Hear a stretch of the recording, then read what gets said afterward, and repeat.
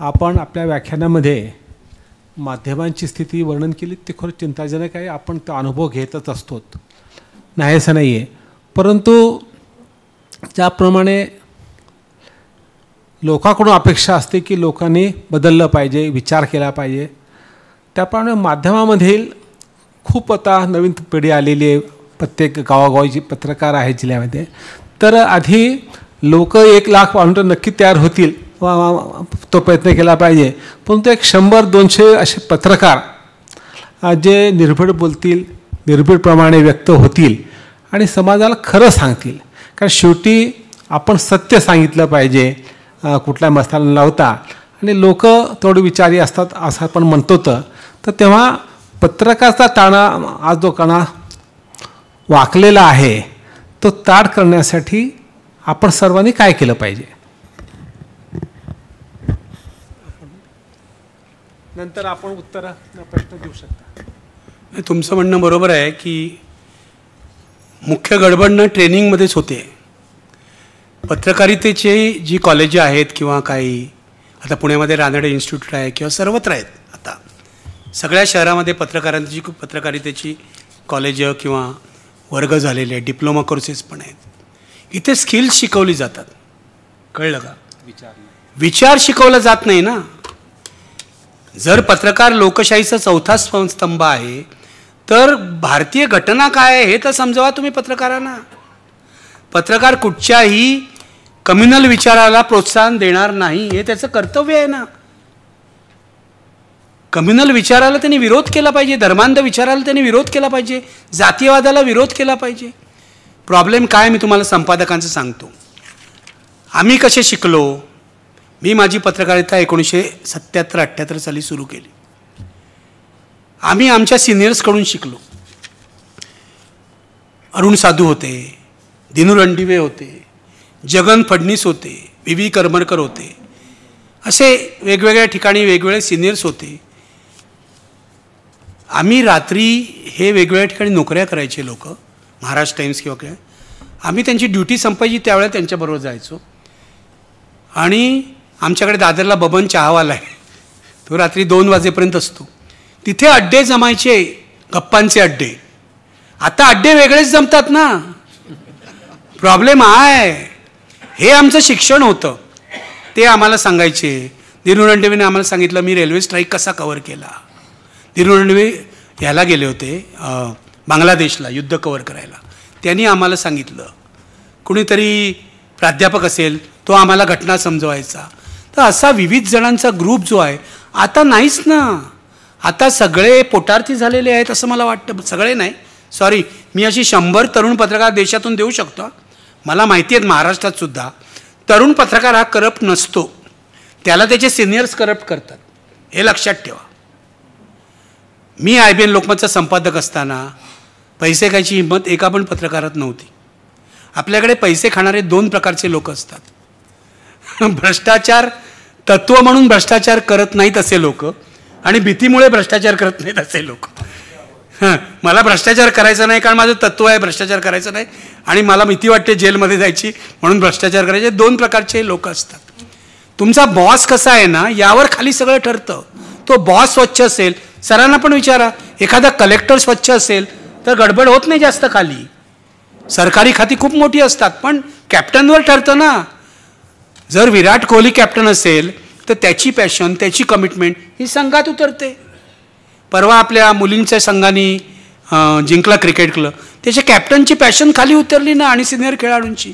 आमच्याकडे आता पत्रकारितेमध्ये संपादक हा पोटार्थी झालेला आहे.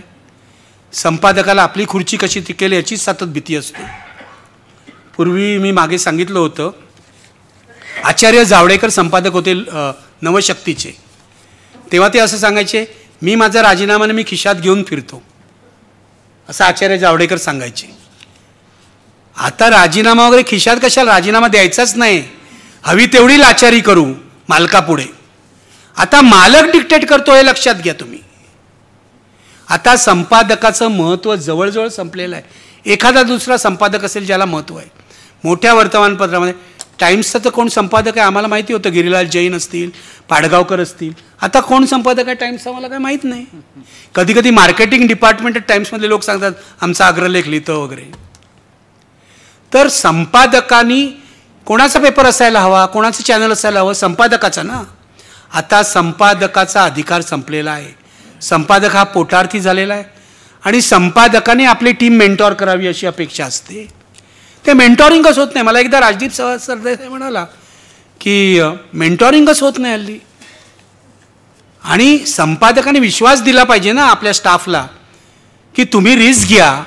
पत्रकारितेमध्ये धोका पत्करावाच लागतो. एक उदाहरण आता ताजं देतो. परवा तुमच्या पुण्यातला रिपोर्टर आहे, खूप चांगला रिपोर्टर आहे, ओंकार वाबळे नावाचा. तो मुंबई तकचा रिपोर्टर आहे. त्यांनी आधीचं ते तुमच्या जैन बोर्डिंगचं प्रकरण काढलं होतं. ती बातमी त्यांनी व्यवस्थित दिली होती. त्याच्याकडे कागदपत्र होती पूर्ण. मी बघितली होती ती बातमी. आता पुण्याच्या प्रिय खासदारांनी फोन केला चॅनलला की ही बातमी अशी, ही बातमी तशी. चॅनलवाले घाबरले, बातमी काढून टाकली. बातमी काढून टाकली. रिपोर्टर काय करणार बिचारा ना. ते बोलतात संपादकांशी वरतून. हे आता मी एक सांगायला विसरलो मगाशी, तुम्हाला सांगतो. सगळ्यांना माहिती आहे की नाही मला माहीत नाही. हे राजदीप सरदेसाईंच्या ताज्या पुस्तकामध्ये 24 सालच्या इलेक्शनवर त्यांनी जे पुस्तक लिहिले. एक हिरेन जोशी नावाचा माणूस आहे, तुम्हाला माहिती आहे भारतामध्ये? हिरेन जोशी नावाचा माणूस भारतामध्ये सध्या सगळ्यात प्रभावी आहे. हा कोण माणूस आहे? हा माणूस पंतप्रधानांच्या कार्यालयामध्ये मीडिया सल्लागार आहे. त्याचं पोस्ट मीडिया कन्सल्टंट किंवा वॉटेवर अशी आहे. माध्यम सल्लागार आहे. तो पूर्ण मीडियाला कंट्रोल करतो हिरेन जोशी. तो काय काय करतो हे तुम्ही राजदीप सरदेसाईंच्या पुस्तकात वाचा. पण ही माणसं आपल्याला माहीत नसतात. हा गुजरात केडरमध्ये होता. पंतप्रधानांच्या PM ऑफिसमध्ये बहुसंख्य गुजरात केडरचेच लोक आहेत, कारण त्यांचा फक्त बहुतेक गुजराती अधिकाऱ्यांवरच विश्वास आहे. तर तो माणूस कंट्रोल फोन करून ही बातमी घेऊ नका, ही बातमी काढा, हा मथळा करू नका, हा अग्रलेख छापू नका, असे कंट्रोल सध्या केले जात आहेत. आणीबाणीत तर इंदिरा गांधींनी सेन्सॉरचा माणूसच आणून बसवला होता. हे कधीच झालं नाही, तेही चूक होतं. पण आता माणूस न बसवता फोनवरून कंट्रोल केले जात आहेत. संपादक हा गुलाम झालेला आहे. पण एक लक्षात घ्या, ती बातमी एकदा फुटली, ओंकार वाबळेची बातमी, ती बाहेर आल्यावर इतर लोकांनी उचलली, कारण स्पर्धा असते. मग इतरांनी खोदून काढली आणि ती सगळीकडे आल्यावर या मुंबई तक चॅनलला असं वाटलं की अरे आपलं श्रेय दुसरे घेऊन जात आहेत. मग त्यांनी ती बातमी पुन्हा टाकली. हे लक्षात घ्या. तेव्हा हा थोडासा एक इफेक्ट पण असतो. पण संपादकाची जबाबदारी आहे पत्रकार घडवणं ही बेसिक. तो संपादकच गुलाम झाल्यामुळे सगळे प्रॉब्लेम्स आहेत.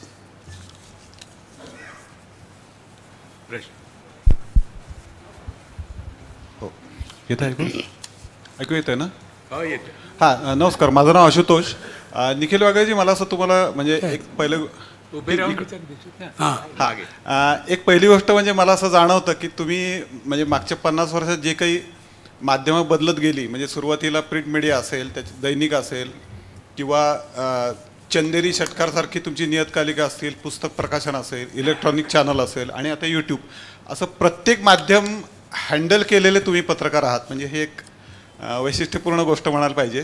दुसरी गोष्ट, तुम्ही जेव्हा इलेक्ट्रॉनिक चॅनलवर होतात त्यावेळेस तुमच्या चर्चा खूप गाजायच्या. तुम्ही जे विषय घ्यायचात ते इतर चॅनलला सुद्धा टाळता यायचे नाहीत आणि खूप चांगले लोक यायचे त्याच्यामध्ये चर्चेमध्ये सुद्धा. तुमच्या ग्रेट बेट वगैरे पण आम्हाला अजूनही लक्षात आहेत. म्हणजे फ्रान्सिस दिब्रिटो असतील किंवा सतीश शेट्टी वगैरे यांच्या वेळेचे कार्यक्रम. तर असे खूप बघावेत आवर्जून असे कार्यक्रम आता खरंच दिसत नाहीत असं मला सांगायचं आहे. ही कमतरता मला जाणवते. म्हणजे असं का होते? म्हणजे माध्यमांकडे चांगली लोक येत नाही आहेत, म्हणजे काय होते नेमकं? बरोबर आहे. माझं म्हणणं आहे की जर हे कसं आहे माहिती आहे का, माध्यमांचं तुम्हाला स्वातंत्र्य नसेल तर तुम्ही काही काम करू शकत नाही. IBN लोकमतमध्ये जेव्हा मी संपादक झालो, मला राजदीप सरदेसाईंनी सांगितलं की तू हे स्वीकारावंस असं मला वाटतं, तेव्हा मी पगाराची नव्हती चर्चा केली. मी फक्त त्यांना सांगितलं होतं मला 100% स्वातंत्र्य पाहिजे. ज्या दिवशी माझं स्वातंत्र्य 1% कमी होईल त्या दिवशी मी चाललो. आपला आचार्य जावडेकरांचा संस्कार आहे. त्यांनी मला 101% स्वातंत्र्य दिलं. हे लक्षात ठेवा. 2014 मला 101% स्वातंत्र्य दिलं. आता स्वातंत्र्य नाही लोकांना, दुसरी गोष्ट म्हणजे मी तुम्हाला एक सांगीन की तुम्ही ना म्हणजे आता हे पटते की नाही बघा, चुकीची चॅनल बघू नका. म्हणजे आता खूप चांगला कंटेंट हा यूट्यूबवर असतो, खूप चांगला कंटेंट, अनेकदा चर्चा पण खूप चांगल्या असतात. तर तिकडे शिफ्ट व्हा ना. कशाला तुम्ही चॅनल बघता? टी व्हीला आराम द्या. नाहीतरी जगभर टी व्ही हा आउटडेटेडच झालेला आहे. आता सगळं मोबाईल स्क्रीनवर आहे. पूर्वी म्हणायचे टी व्ही स्क्रीन, आता सगळं मोबाईल स्क्रीनवर येतं. तर मला नाही वाटत की आता मला असं वाटतं की काय आता विसरलो मी, पण मी काही मुलाखती बघितल्या मध्यंतरी. मी करण ठापरची मुलाखत रेग्युलर बघतो. उत्तम मुलाखतकार की ज्याची मुलाखत सोडून आपले पंतप्रधान पळून गेले होते, पण उत्तम मुलाखतकार. मी काय तो हिंदीमध्ये मुलाखत घेतली, मी आता विसरलो नाव, पण खूप यूट्यूबवर आहेत मुलाखती. मी मध्ये विजय मल्ल्याची पण 4 तासांची मुलाखत बघितली, एका यूट्यूबरनेच घेतलेली. माझे त्याच्याविषयी वेगळे मतं आहेत, त्याला अधिक प्रश्न विचारावे पाहिजे, पण मुलाखतीतून कंटेंट आला ना. आमिर खानची एक 4 तास मुलाखत घेतली. तो आपल्या 3 लग्नांबद्दलच जास्त वेळ बोलत होता, पण लोक म्हणतात हा लग्नाबद्दल काय बोलतोय. अरे पण कळलं ना, माणूस जेव्हा 3 नाही, आपल्याकडे राजकीय दृष्टीनेच बघितलं जातं. मग व्यक्तीचे जे संबंध असतात, स्त्री पुरुष जे संबंध असतात, हे कळतात ना. आनंद अडकणींच्या मुलाखती बघा तुम्ही. आनंद अडकणी खूप वैविध्यपूर्ण मुलाखती घेत. मी तुम्हाला सांगतो, आम्ही जेव्हा महानगर काढलं ना, तेव्हा आम्ही अशी जाहिरात केली होती, तुम्हाला तुमचा पेपर आवडत नसेल तर त्याचा संपादक बदला, त्याचा साईज बदला आणि शेवटी त्याचं नाव बदला. तसं आतासुद्धा बदलायची वेळ आली आहे. तुम्ही चुकीची चॅनल बघू नका, चुकीचे पेपर वाचू नका, तुम्ही यूट्यूबकडे वळा. रवीश कुमारचं अप्रतिम असतं, ते बघा. मुलाखतीसुद्धा चांगल्या खूप असतात. पॉडकास्टमध्ये जा.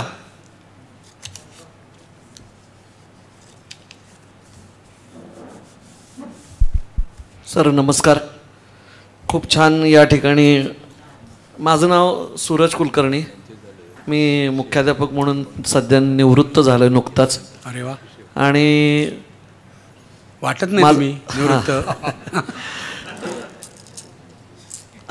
असे विचार वारंवार ऐकण्याची एक सवय आहे आणि त्यामुळं थोडीशी एनर्जी मिळते.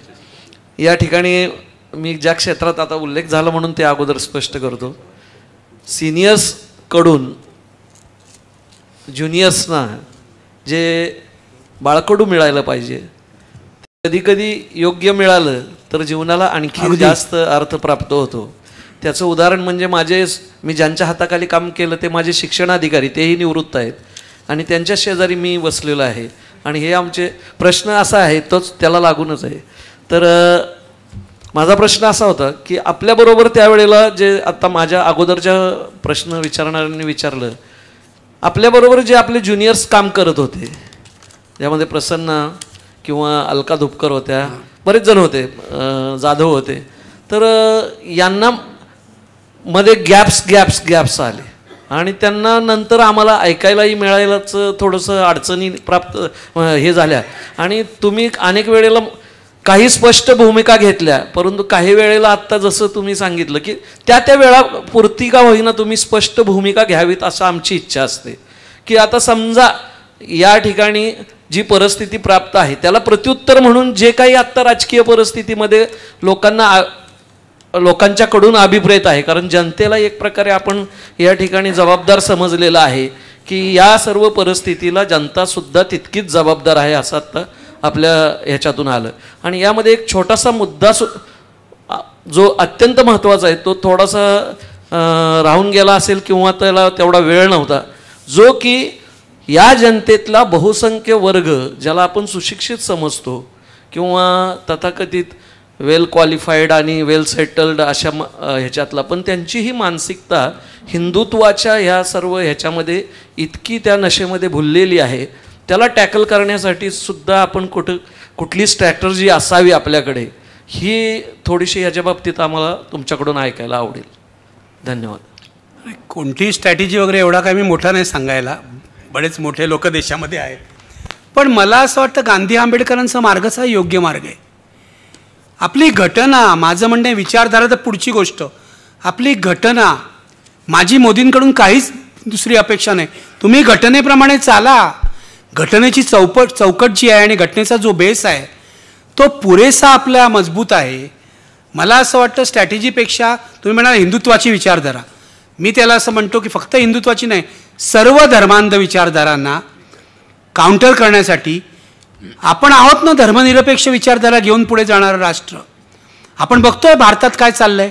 आत्ता भारतामध्ये वाईट परिस्थिती आहे, पण भारताचा अजून पाकिस्तान झालेलं नाही आहे, लक्षात ठेवा. याचं कारण आपल्या याचा बेस आंबेडकरांनी तयार केला होता. गांधीजींच्या स्वातंत्र्य लढ्याचा त्याला संपूर्ण आधार होता आणि त्या जीवावर जवळजवळ 1985-90पर्यंत चाललं ना. 47 पासून एवढी वर्ष चाललं आणि तिथेच काँग्रेसला गाफील राहिली असं माझं मत आहे. काँग्रेसनी नेहरूंनंतर आपली विचारधारा जी आहे सेक्युलर विचारधारा, व्यापक याच्यावर समतावादी विचारधारा सोडली, आंबेडकरांचा विचार सोडला. काँग्रेसनी आंबेडकरांचा विचार आपला मानला नाही कधी. ही काँग्रेसची सगळ्यात मोठी चूक आहे असं मला वाटतं. काँग्रेसनी स्वतःचा इतिहास आपला मानला नाही. आत्ता नेहरू आठवत आहेत काँग्रेसला. मला सांगा मधल्या काळात नेहरू कुठे गेले होते? 1962 पासून आत्तापर्यंत 85-90पर्यंत नेहरू कुठे होते?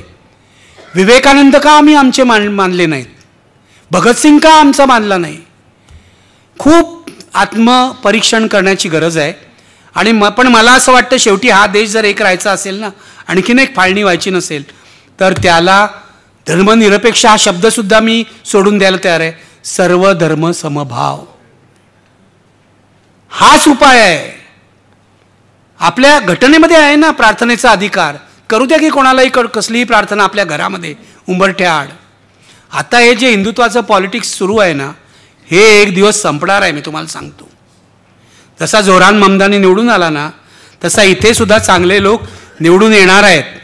अतिरेक होतो आहे, जमिनी हडपण्याचा, खून करण्याचा, सगळ्याचाच अतिरेक होतो आहे.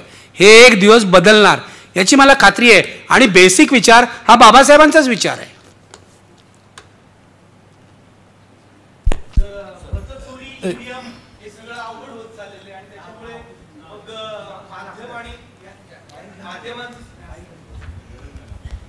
माध्यमांचं जे स्वातंत्र्य आहे ते मोठ्या प्रमाणावरती हिरावून घेतलं जाते. फेक न्यूज मोठ्या प्रमाणावरती चालतात.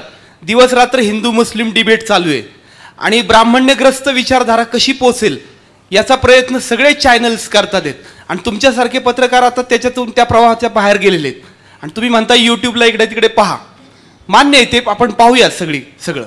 पण माध्यमांचं जे स्वातंत्र्य हिरावून घेतलं जाते मोठ्या प्रमाणावरती, फेक नेरेटिव्ह जे सादर केलं जाते आणि संपूर्ण मीडिया हा ब्राह्मण्यग्रस्त आणि हिंदू मुस्लिम या लढाईपाशीच तो येऊन ठेपतोय.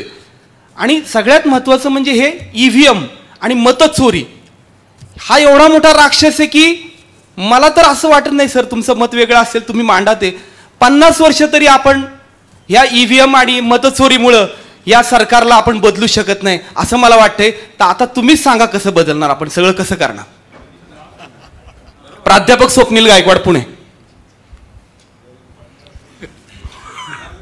50 वर्ष अजून जर लागली तर मी तरी राहणार नाही एवढं मला माहिती आहे.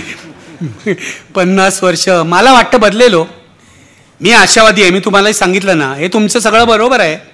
वोट चोरी मी सुरुवातीला तुम्ही होतात की नाही मला माहीत नाही, पण मी यावरच बोललो राहुल गांधींच्या 3 पत्रकार परिषदांवर. हा भयंकर म्हणजे पहिल्यांदाच स्वतंत्र भारताच्या इतिहासामध्ये निवडणूक आयोगावर क्रिमिनल कॉन्स्पिरसीचा आरोप झालेला आहे. आणि हे तर सुधारलंच पाहिजे. पण मी तुम्हाला सांगतो की हे राहुल गांधी का जात नाहीत कोर्टात? कारण त्यांना माहिती आहे कोर्टात गेलं तर कदाचित हे संपूनही जाईल.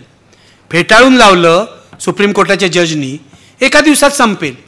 ते लोकांना उभं करतात. ते काय म्हणतायत, ही जी तरुण पिढी आहे, काय म्हणता तुम्ही, जेन झी, हिनी उभं राहिलं पाहिजे.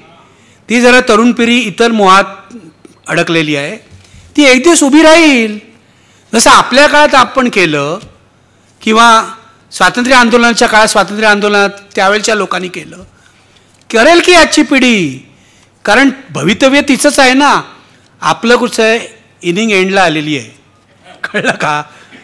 आपण काय फार दिवस आणखीन औषधांमुळे आणखीन 10-20 वर्ष राहिलो, अगदी 100ही गाठली, तरी करायचं आहे ते पुढच्या पिढीला करायचं आहे. आणि मला असं वाटतं की जेव्हा सर्व समाज निद्रिस्त होतो तेव्हा कुणातरी एकाला जाग येते आणि तो सर्वांना उठवतो. हे लक्षात घ्या. उठवणार. गांधीजींनी उठवलं, भगतसिंगनी उठवलं, आंबेडकरांनी उठवलं, तसा कोणतरी निर्माण होणार. कोण मला माहीत नाही, पण मला ही आशा आहे की हे फार काळ टिकणार नाही. शेवटचा प्रश्न. हां, मी अंजली देशमुख. मागच्या वेळेस तुम्ही इथे आला होता तेव्हा प्राणघातक हल्ला झाला आपल्यावर. त्या केसचं काय झालेलं आहे? म्हणजे काहीच झालेलं नाहीये. या देशातल्या बहुसंख्य केसचं होतं तसं काहीच झालेलं नाहीये. 1.5 वर्ष झालं. 9 फेब्रुवारी 24 झाला होता. काहीच झालेलं नाही. तुम्ही फॉलोअप घेतला नाहीत का मग? नाही, आता होणारच नाही हे माहिती आहे ना. हे पोलीस खातं जे आहे ते संपूर्ण सत्ताधाऱ्यांच्या ताब्यात असताना ते आमच्यावर पण त्यांनी काउंटर कलम घातली आहेत ना. ते आमचीही चौकशी करत नाहीत, त्यांची हल्लेखोरांची चौकशी करत नाहीत. माझं म्हणणं आहे कुणाची तरी चौकशी करा ना. आणि मी खरं सांगू का, मला आता या पोलिसांवर विश्वासच नाही. मला या कोर्टांवर सुद्धा विश्वास नाही. मला आमचे नेवगी सर सांगतात आपण जाऊया हायकोर्टात वगैरे. अरे म्हणलं विश्वासच राहिला नाही. मी का पैसे घालू? मी एक कोर्ट केस लढली जी 30 वर्ष चालली. 96 साली सुरू झाली, यावर्षी संपली जयपूरच्या कोर्टामध्ये. काहीच निघालं नाही त्यातून. माझे जवळजवळ 10-15 लाख रुपये खर्च झाले. आता कसा ठेवायचा? आणि आता माझं काही वय आता राहिलेलं नाही एवढं. आता कुठे कोर्टात जाऊन लढायचं?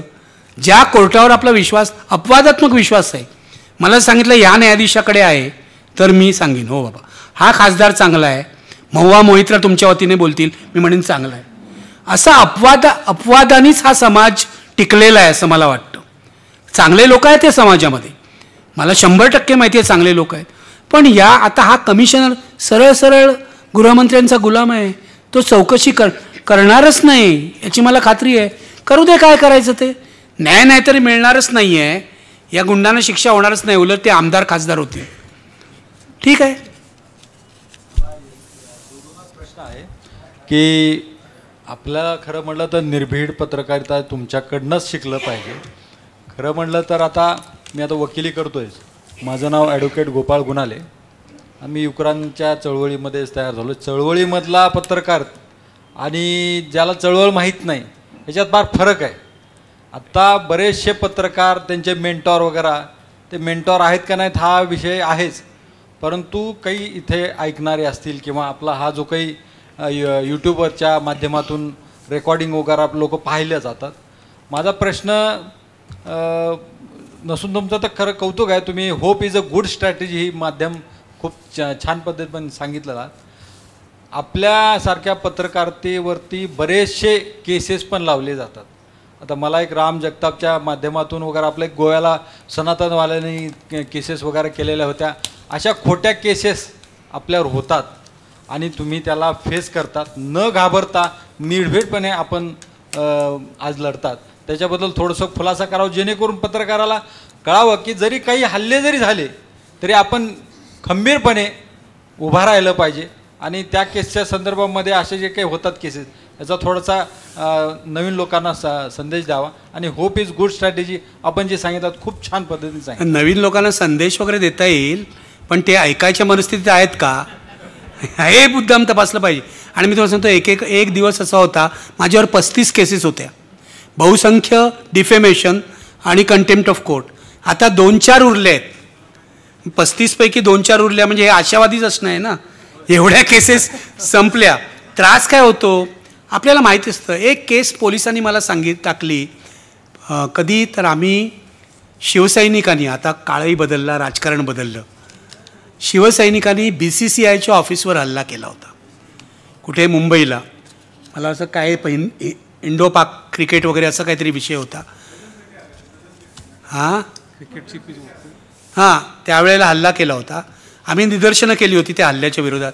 मी जतीन देसाई वगैरे असे आम्ही खूप लोक होतो, हुसेन दलवाई. आम्हाला पोलिसांनी पकडलं आणि कप परेड पोलीस स्टेशनला घेऊन गेले. काँग्रेसचं सरकार होतं तेव्हा.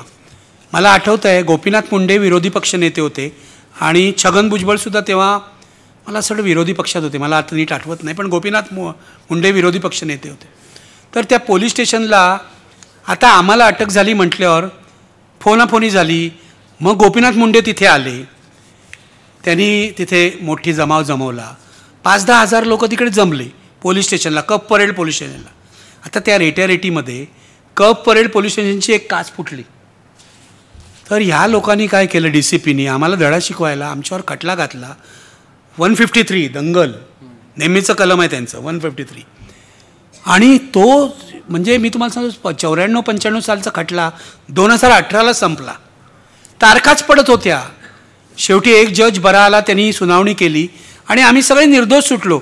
सुटणारच होतो, काच फोडली नाही काय नाही म्हणतात, तर तसं ते खटला चालला 30-30 वर्ष. प्रॉब्लेम असा आहे, मी मगाशी जे म्हटलं ना, तुम्ही वकील आहात, तुम्ही समजू शकता, प्रोसेस इज द पनिशमेंट.